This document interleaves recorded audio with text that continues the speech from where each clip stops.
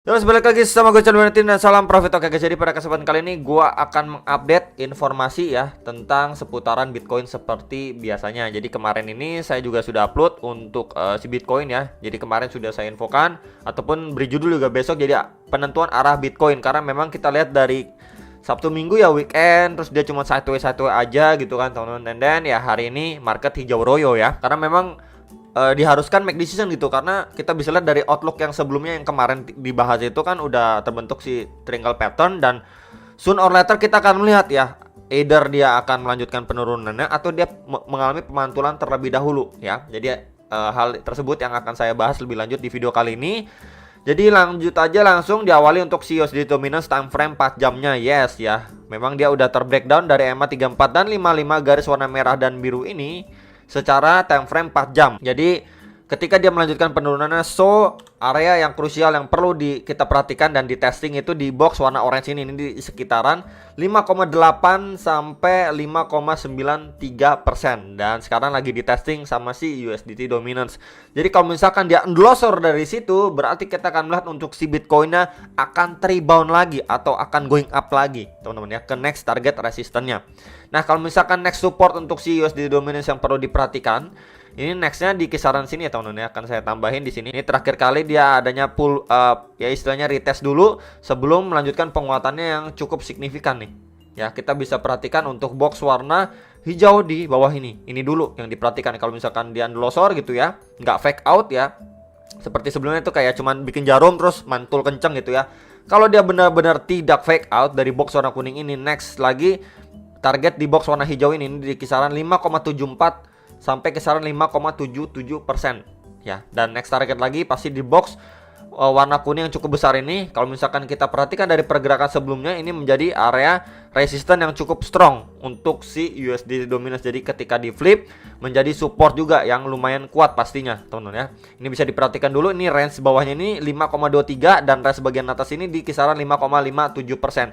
So tinggal kita lihat aja ya seberapa dalam penurunannya si USD dominance ke beberapa target area support yang tadi sudah saya sampaikan. So kita akan melihat untuk si Bitcoin setidaknya mendapatkan rebound dulu untuk jangka pendeknya ya sebelum bulan depan, karena kita tahu juga bulan depan kebijakan Fed yang akan lebih hawkish lagi dan lain sebagainya gitu, akan berpengaruh ke market yang lebih tertekan lagi, yang mengakibatkan bisa endlosor lagi lebih dalam gitu teman-teman ya. Bisa diperhatikan terlebih dahulu untuk beberapa areanya ya, area-area penting untuk si USD dominance terdekatnya ya. Jadi ini untuk jangka pendeknya.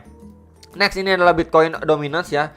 Jadi memang setelah dia mendapati koreksi and then testing di EMA 34 atau garis warna biru ini plus di box warna merah ini yang sebelum jadi resisten dan di flip menjadi support, dan dia berhasil mantul nih. Untuk jangka pendeknya dia berhasil mantul. Cuman juga kita bisa lihat ya penurunan sebelumnya kalau dilihat secara candle dengan pemantulannya ya, ini memang lebih cenderung untuk dia bisa melanjutkan penurunannya. Jadi memang kita harus perhatikan terlebih dahulu. Kalau dia melanjutkan penurunannya, at least dia testing di loss point terakhirnya di 44,78% ini ya. Kalau misalkan dia mengalami pemantulan, dia harus wajib break area ini tahun ini. Harus wajib break area ini kisaran 45,06 sampai 45,17%. Maka kalau misalkan dia let's say seperti ini ya, dia koreksi kemudian ada pemantulan, dia harus break out dulu dari range area sini atau box warna hijau ini untuk dia bisa melanjutkan penguatannya atau at least testing lagi di highest point terakhirnya di 45,46%. Kalau misalkan hal seperti ini yang terjadi, maka untuk altcoinnya akan tertahan lagi atau tertekan lagi. Tapi kalau misalkan dari sini ya, dia testing di lowest point sebelumnya, kemudian dia testing di EMA 55 lanjut endlosor, wah ini pertanda ataupun ya istilahnya bisa memberikan booster lah untuk altcoinnya. Jadi ya hopefully seperti ini ya, ketika dia drop kemudian dia mantul dikit kemudian untuk melanjutkan endlosornya ke kisaran 44,2%. Jadi ya untuk altcoin bisa ya sedikit dikasih booster lah gitu teman-teman ya. Jadi beberapa area tadi sudah saya sampaikan untuk si Bitcoin dominance-nya gitu ya. Jadi kalau misalkan kita lihat dari secara pergerakan pun ya masih bisa istilahnya setidaknya testing dulu di loss point terakhirnya, baru nanti kita lihat apakah di situ dia drop lebih bawah atau malah adanya pemantulan seperti yang tadi sudah saya sampaikan untuk worst case scenario Bitcoin dominance terhadap si altcoinnya.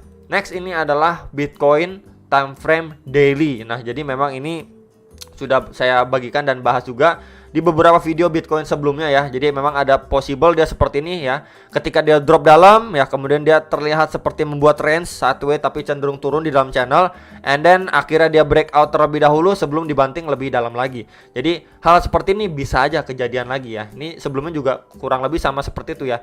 Dia drop, kemudian dia terlihat sideways sejenak, cuman kali ini dia dibanting ya, nggak sempat breakout gitu ya dari si channel ini, langsung dibanting lebih turun. Jadi memang ada kecenderungan atau kemungkinan untuk dia setidaknya rebound dulu seperti ini ya teman-teman, baru dibanting lebih dalam. Jadi kalau misalkan lihat nanti dia breakout atau mengalami penguatan, jangan malah FOMO atau bagaimana gitu ya. Mungkin kalian bisa prepare untuk yang namanya cicil beli bear dan lain sebagainya gitu ya, karena memang kita lihat dari segi fundamental pun belum mendukung untuk si Bitcoin bisa rebound signifikan gitu ya. Jadi hati-hati dengan jebakannya.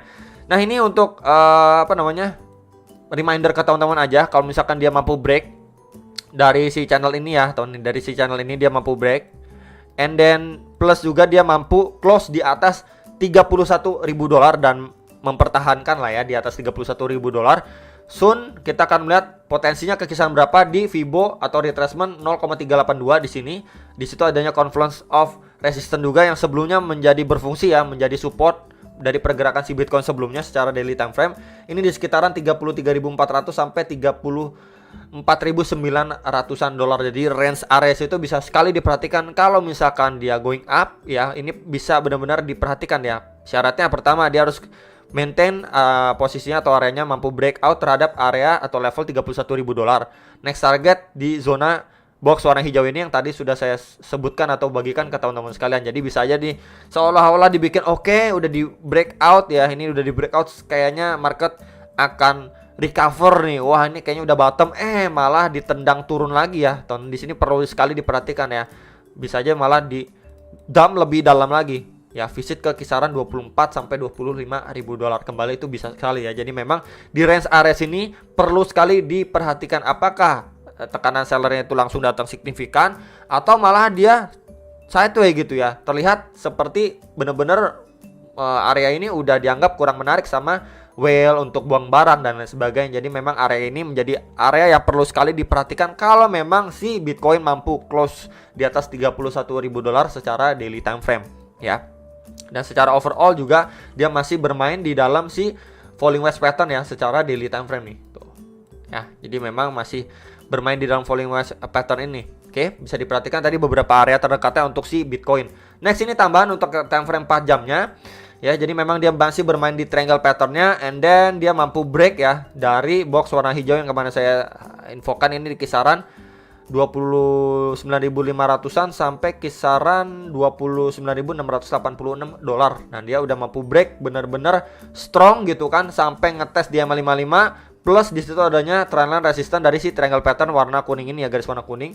Kita bisa lihat ya, bikin jarum ke atas ya, shadow. Ya seperti ini ya, berarti tekanan seller masih cukup kuat masuknya. And then langsung dia balik nge-pump lagi ya. Akhirnya sekarang ini breakout teman-teman. Nah, next target setelah dia breakout ini bisa diperhatikan di box warna merah ini menjadi area resistance yang sangat kuat untuk si Bitcoin ya. Ini terdekatnya next target di kisaran 30.700 sampai kisaran 31.000-an dolar. Ini menjadi area terdekat untuk si Bitcoin. Jadi kalau misalkan dia mampu break ya, kemudian dia retest ya, sebentar dia retestnya ini ataupun koreksi ini terlihat seperti pelan-pelan gitu ya retestnya.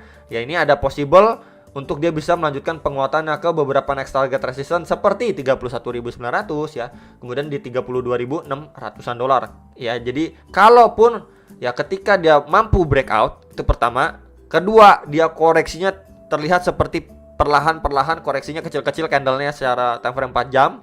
And then dia mampu adanya pemantulan kembali ya, istilahnya sokong dia ke atas dan dia mampu breakout ya dari si high point terakhirnya dia, let's say waktu dia breakout gitu ya, dia mampu breakout ya teman-teman atau ngelewatin.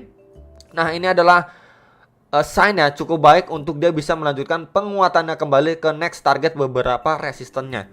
Cuman kalau misalkan ketika dia mampu break ya teman-teman, let's say dia mampu break dari box warna merah ini, lanjut nggak lama langsung dibanting turun lagi nih.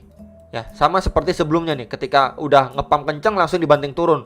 ya. Jadi itu hal yang perlu kita perhatikan. Jadi seperti false break lah. Ya, jadi memang ketika dia koreksi pun perlu sekali diperhatikan apakah koreksinya itu signifikan ya, dari pergerakan candlenya, atau terlihat seperti pelan-pelan koreksinya. Jadi kurang lebih seperti ini nih, teman. Koreksinya maybe kita bisa lihat seperti ini. Ini akan saya tandain dulu pakai brush ya, seperti ini nih.